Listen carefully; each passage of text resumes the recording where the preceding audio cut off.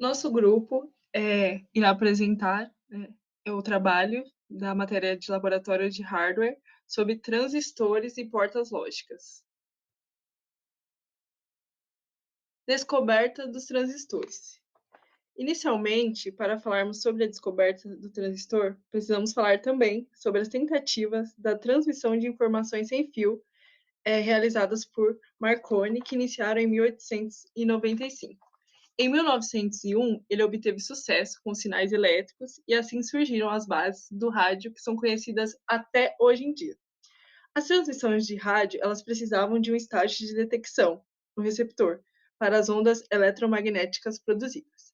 Após isso, foi descoberto que o cristal de galena tinha essas propriedades detectoras, que poderiam ser utilizados para detectar com facilidade as ondas de rádio.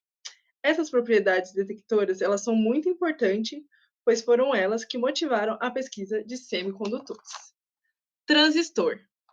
O primeiro transistor, ele foi desenvolvido em 1947 por William Shockley, John Barden e Walter Brattain. Essa descoberta foi tão revolucionária que rendeu a eles o Nobel de Física. O transistor, ele foi criado para substituir as válvulas eletrônicas, que apresentavam diversas desvantagens, referentes ao seu tamanho, né?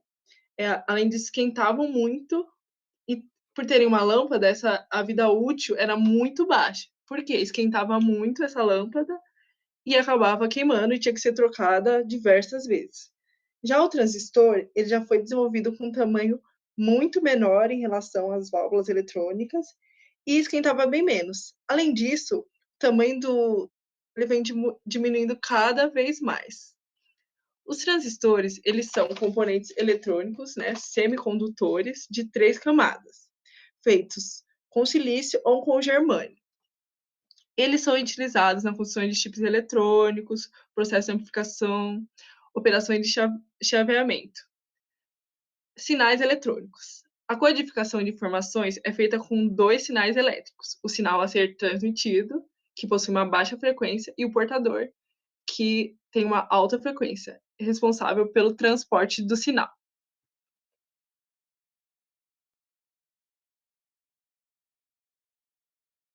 Bom, os transistores, eles conseguem atuar diretamente com a intensidade da corrente elétrica, podendo amplificar ou parar por completo a passagem dessa corrente elétrica. Quando o transistor ele é usado para amplificar, ele recebe uma baixa corrente elétrica de entrada e produzem uma elétrica de saída. Já quando eles são usados para impedir a passagem de uma corrente, o transistor ele recebe a função de um interruptor. E tudo isso acontece de forma muito rápida. Além disso, os transistores ele possuem a capacidade de controlar a passagem dos elétrons em seu interior, sendo os bipolares de junção e os de efeito de campo os mais utilizados. Em relação aos tipos, né, a configuração, temos o transistor PNP, que seria positivo, negativo e positivo, que possuem a saída, né, onde conduz um sinal positivo. Nessa configuração aqui, dentro de um circuito, o que acontece? Não é possível a passagem de corrente elétrica. Por quê? Por terem cargas opostas, né? Você pode observar que tem uma carga negativa entre duas positivas. Acaba ocorrendo uma barreira impedindo a passagem dessa corrente elétrica. O que é necessário nesse caso? Introduzir cargas positivas nessa carga negativa até que ela se torne positiva e assuma a configuração PPP, positivo, positivo, positivo.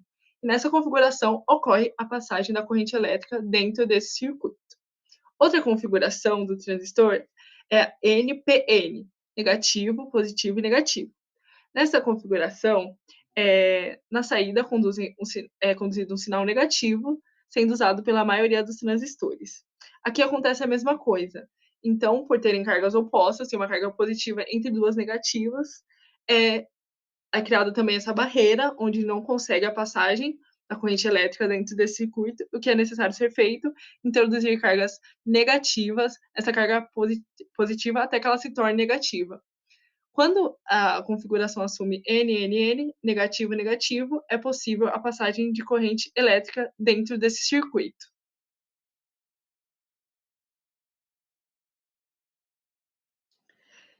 Portas lógicas. As portas lógicas, quando combinadas, dão origem a circuitos lógicos, possibilitando a realização de operações. Essas portas podem ter diversas variáveis de entrada, entretanto, terá apenas uma variável de saída por vez, como pode ser observado aqui, né?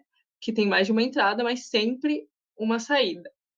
No primeiro caso, que é o caso ou, em um circuito, é, imaginando que a saída é uma lâmpada, para essa lâmpada estar ligada, uma das entradas tem que estar ligada. E uma delas estando ligada, já é possível acender a lâmpada. Nesse segundo caso, para a lâmpada estar acesa, é necessário que as duas chaves estejam ligadas. Então, a chave 1 e a chave 2 têm que estar ligadas para que a lâmpada esteja acesa. No último caso, não, ele já funciona um pouco diferente. Para a lâmpada estar acesa, no caso, a chave tem que estar desligada. Bom, esses são os integrantes do nosso grupo e agora vamos falar sobre os circuitos lógicos. Bom, agora a gente já viu um pouco o que são os transistores e o que são as portas lógicas. Agora a gente vai poder entender um pouco também o que são os circuitos lógicos. Os circuitos que a gente vai tratar hoje são os circuitos complementares. Esses circuitos, eles se caracterizam pela não presença do resistor. O resistor, ainda que ele apresente vantagens dentro dos circuitos, ele, como a gente já falou antes, além do seu tamanho e do seu custo, que não é tão benéfico, ele esquenta muito. E isso gera um superaquecimento no seu circuito, né, na sua máquina, e pode ali causar muitos danos, apresenta um grande risco. Por isso, esse resistor foi substituído pelos transistores. Ou seja, nos circuitos, nós vamos utilizar resistores de ambos os tipos, do tipo P e do tipo N. Esses resistores vieram juntos para substituir o resistor, né? Os transistores vieram para substituir aquele resistor. E ainda que os transistores esquentem, eles esquentam menos do que um resistor faria, trazendo aí um benefício para o circuito. Para começar, a gente vai entender um pouco o que é o circuito da chave complementar. Ele é o circuito mais simples e ele consiste basicamente em uma entrada, que é a chave, uma saída, que é a lâmpada. É importante ressaltar que, independente do circuito, a gente pode ter múltiplas entradas, mas somente sempre uma saída, que no nosso caso vai ser sempre a lâmpada. Aqui nós temos uma entrada, uma saída, e nós temos dois transistores, um transistor do tipo N e um do tipo P. Nesse caso, aqui, se a gente liga a chave, a lâmpada acende. Se a gente desliga, a lâmpada desliga, a lâmpada apaga, tá bom? Então é bem simples esse primeiro circuito. O circuito não complementar é o segundo que a gente vai falar. E aqui, essa porta lógica do não, ela é basicamente a negação. Então, a gente pode pensar que o circuito do não complementar vai estar negando o primeiro circuito que a gente viu. Ou seja, aqui nesse caso, a gente também vai ter uma entrada, também vai ter só uma saída com dois transistores. Mas a nossa lâmpada, ela acende com a nossa chave desligada. Se nós ligarmos essa chave, a nossa lâmpada vai apagar. Aqui, como eu falei, ela é como se fosse o inverso, né? E aqui, aonde a gente tinha um transistor do tipo N, a gente vai ter um do tipo P. Aonde nós tínhamos um do tipo P, nós teremos um do tipo N. Esse é o circuito não complementar. É simples a gente pensar que o não complementar é a negação, ele é o inverso do primeiro circuito. Já no circuito E complementar, a partir daqui a gente vai ter duas entradas, que vão ser as nossas duas chaves, uma saída, como sempre, e 4 transistores, 2 do tipo N e 2 do tipo P, sempre em pares. Aqui, do circuito E complementar, como o próprio nome sugere, nós temos que ter a chave 1, né, a primeira chave, e a chave 2 também ligada, para que a minha lâmpada acenda. Como vocês podem ver, se eu ligo uma, independente de qual ela seja, a minha lâmpada vai continuar apagada. A minha lâmpada vai acender se eu ligo as minhas 2 chaves. Assim, a minha lâmpada vai estar acesa. Aqui, os transistores se comportam de qual forma? Nós temos aqui 2 transistores na mesma linha, que é do tipo N, e 2 transistores paralelos, que vão ser do tipo P. E assim vai funcionar o circuito do E complementar. Aqui, por último, nós vamos falar do circuito OU complementar. Como o próprio nome vai sugerir, esse circuito ele vai ligar minha lâmpada se uma ou outra chave estiver ligada. Ou seja, eu posso ligar a primeira chave e minha lâmpada vai acender. Eu posso ligar a segunda chave que a minha lâmpada também vai acender. Ou, se eu quiser também, eu posso ligar as duas. Tanto faz. O importante aqui é você saber que você ligando uma ou outra, independente de qual seja, a sua lâmpada acende. Como a gente viu ali nos 2 primeiros casos, aqui é basicamente também o inverso do circuito E complementar. Aqui eu falei que os transistores se conformam, né, se formam daquela maneira, e esses daqui eles vão se portar de maneira diferente. Daqui nós temos os transistores em linha do tipo N. Nesse caso, nós teremos os transistores em linha do tipo P. E aqui é onde nós temos os transistores do tipo P paralelos, nós teremos o do tipo N. Então, esse daqui vai ser o contrário desse daqui. Eles vão apresentar resultados diferentes. Como a gente viu, nós também falamos das portas lógicas, e quando apresentamos as portas lógicas, nós percebemos que elas são representadas muitas vezes por alguns desenhos, algumas imagens. Nesse caso aqui, a gente pode exemplificar.